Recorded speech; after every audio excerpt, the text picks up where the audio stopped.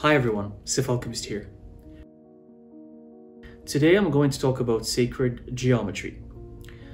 What is geometry in the occult? What does it mean? Why do we use it in the occult? And what's the meaning of these symbols? And why is it such a prominent tool that is related to spirituality? So before we start, geometry, I just want to tell everyone that it is the foundation of the universe. It is the language of the universe. Everything you see around you is geometric.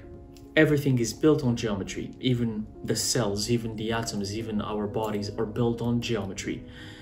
Physics, which is the science of studying the physical realm. If our bodies didn't have a certain geometry, they would not stand upright.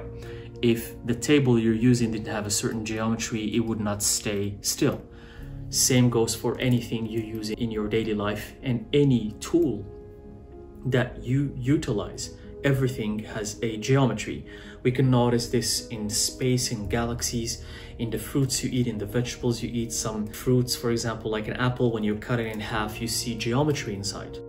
Everything in the world is based off geometry and the golden ratio, the golden mean. These are proportions that creation uses for anything that's organic, anything that is alive.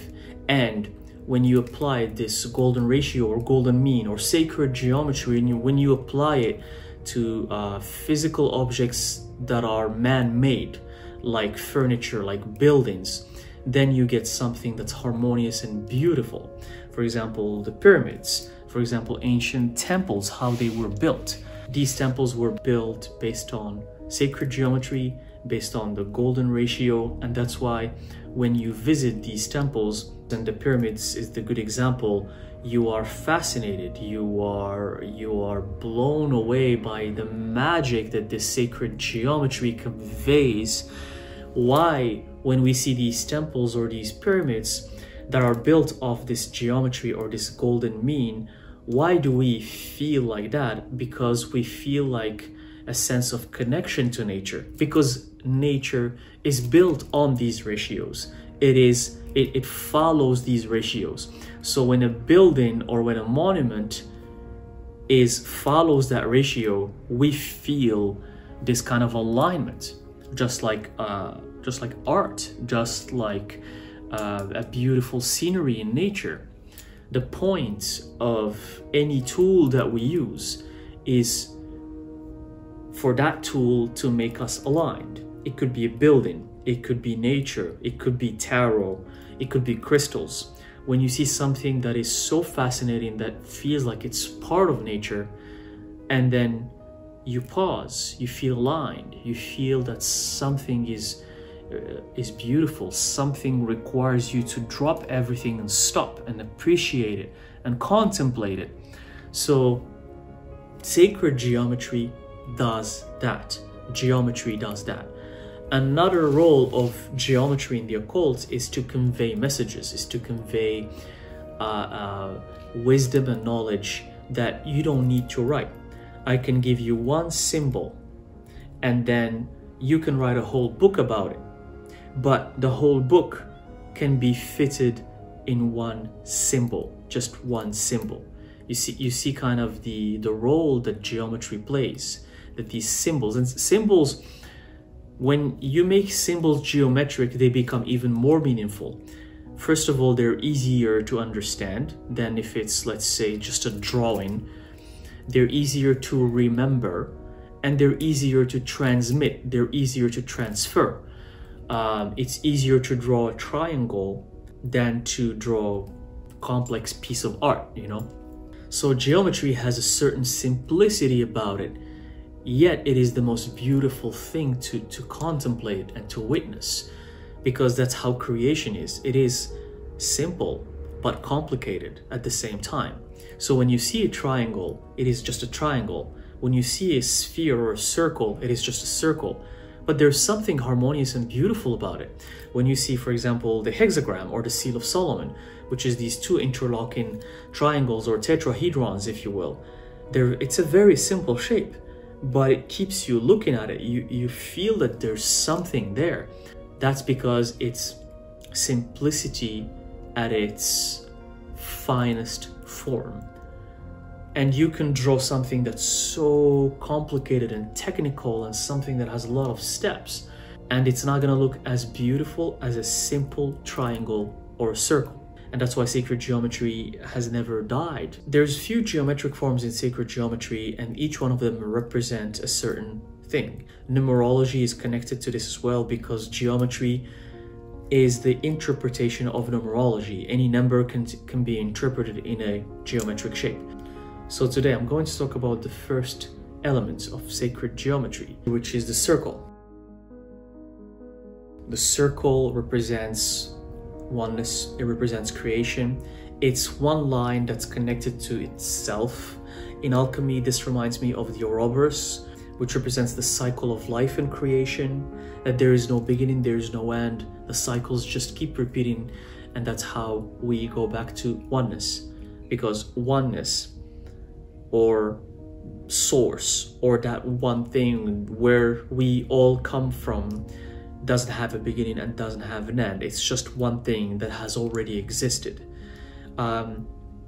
Even in physics, the theory of the Big Bang, sure, there was a Big Bang, there was something that started. We can call that the start. But what triggered that start?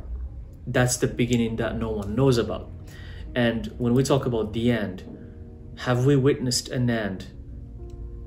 No, we don't know. It seems like there is a beginning, there is an end, but it's a cycle. It doesn't stop. Every time there's an end, it always results in a new beginning. And every time there's a new beginning, it always results in an end. So it's just a never stopping cycle. And that's what in alchemy the Ouroboros means, the salamander that's biting its tail. And that is, in sacred geometry, it's represented by the circle. That is also the feminine energy. It's the energy of creation, because it's females that give birth. It's not males. It's the divine feminine that gives creation. The divine masculine is technical. The divine masculine is responsible for building. It's responsible for logic, for making sense, putting rules.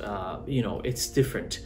The circle is the divine feminine. It's the thing that creates. In sacred geometry, one of the most beautiful shapes out there, the flower of life, is composed of circles, of 19 circles. That's why the shape is so beautiful. It's so fascinating.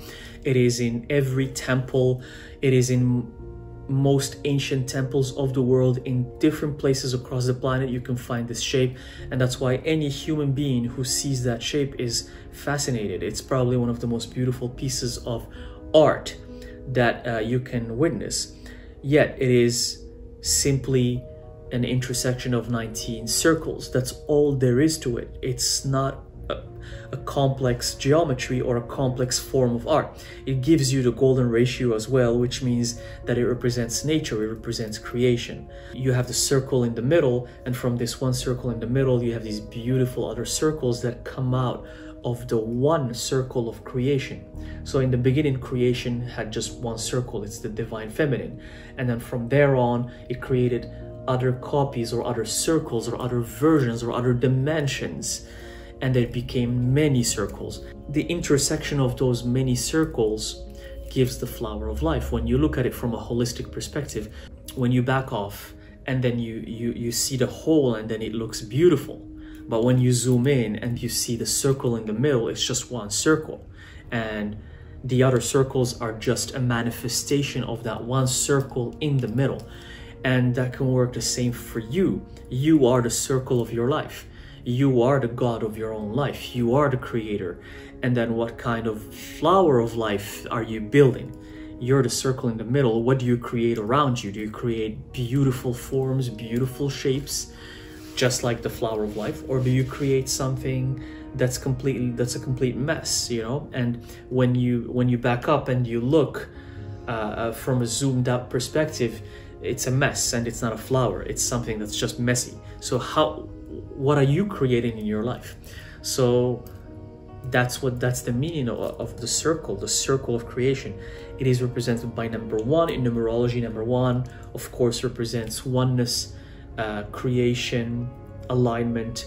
If you see 111, It means that spirit or your guardian spirits or guardian demons are trying to tell you that you're aligned, that you're in alignment with what you're doing in your life, that you're doing the right thing, that you are the god of your own reality. You are that oneness, you are that one circle, you are number one. That's who you are.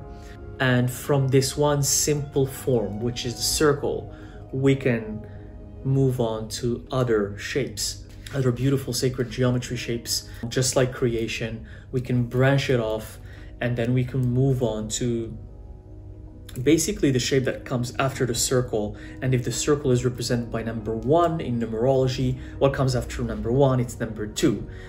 And then number 2, in the next video, I'm going to talk about how is it represented in geometry. What's the representation of number 2? What is it? So stay tuned. Let me know in the comment section, what do you think about sacred geometry? Do you use it? And what do you think about the circle, the divine feminine circle of creation? Thank you again, and I will see you in the next video.